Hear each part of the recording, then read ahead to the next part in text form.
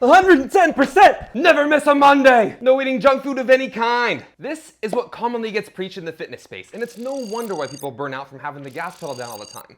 And the reality is, busy professionals are hitting it hard outside of their workouts too, with demanding careers, family responsibilities, and projects around the house. Which is why, in today's video, I'm going to set you up for success so you never burn out on exercise again. But in order to do this, we first have a very important lesson to take away from professional athletes. If you take a look at professional sports, like baseball, football, or basketball for instance, there are 4 distinct seasons that the athletes go through. First, we have the off-season, which is where general physical preparedness takes place, and athletes are ramping up their foundational strength work.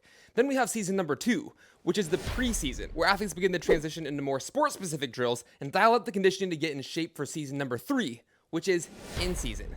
This is where athletes are trying to peak and earn their spot in the playoffs or the big game. But it's this 4th season that the everyday working professional could take a lesson from, and that is the postseason. So, what is it that athletes do in the postseason?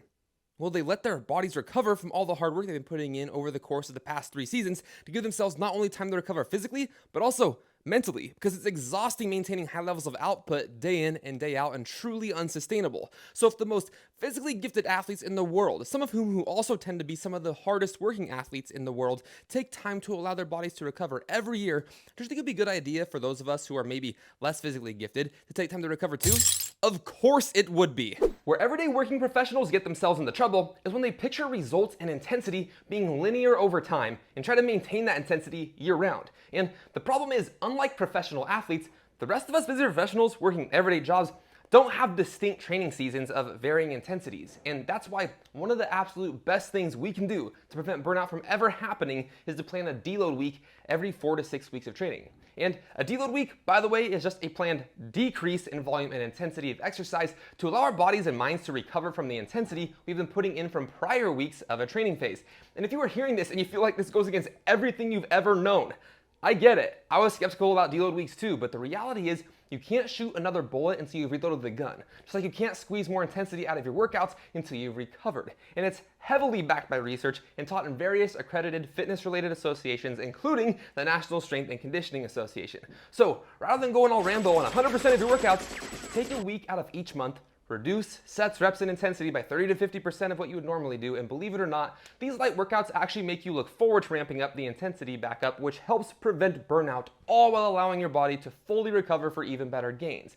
But even if you deload every 4 to 6 weeks, there's still another extremely common cause of burnout that we must avoid. We've all been in that situation where we just feel stuck in a rut, repeating the same handful of exercises and the same routines over and over and over again, until eventually you get so bored, you just throw your hands up in the air and say, "F it." The nice thing about our deload weeks is that they also give us a good time frame for readjusting our programming. So rather than repeating the exact same workouts for a month at a time, you can actually take some of that extra time on your deload week to write some fresh workouts for your next training phase. So if you are currently doing goblet squats, for example, you might switch it up with something like a single arm front squat. Or if you're performing a single arm overhead press, you might swap that out for a seesaw press. And these exercises are still similar enough for you to be able to continue to build strength without performing the exact same exercise, which helps keep your training more fun.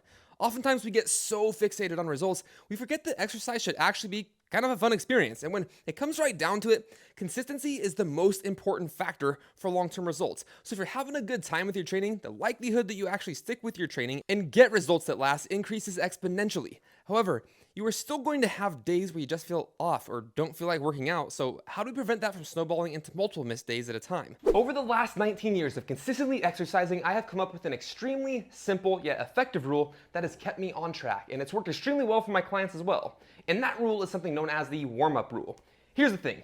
There are always going to be days when you come into a session feeling tired or lethargic. However, the one rule I follow anytime I don't feel like working out is that I must warm up first. And what's funny is, 9 times out of 10, by the time I have broken a sweat and completed my warm-up, that lethargic feeling goes away, and I actually feel like working out and look forward to it. And if I complete my warm-up and I still feel like trash, I just take the day off because it's a sign my body needs an extra day of recovery. And by incorporating a deload week every 4 to 6 weeks, using some of that extra time in your deload week to write fresh workouts, and by following the simple warm-up rule, you will never burn out on exercise again and will finally build a sustainable exercise habit. That is, as long as you make exercise convenient. So if you are brand new to kettlebell training and want to make exercise as convenient as possible so you can build a functional strength, shed body fat, and have a good time doing it, check out this video here where I'll teach you how to select your starting kettlebell weights, and I'll see you on the next one.